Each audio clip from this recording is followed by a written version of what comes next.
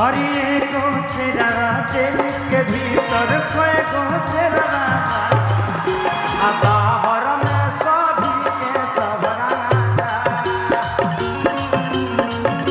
के भीतर कोई गो सेरा बाहर में सब सूटर खूना खा।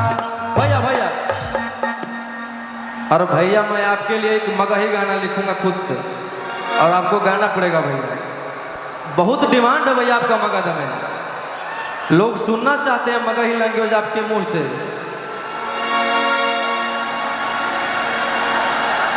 ओ मेरे ढोल सजना तू अब हार गया कि अपनी गलती से बेउर कारागार गया। अरे पैसा वो नहीं काम देता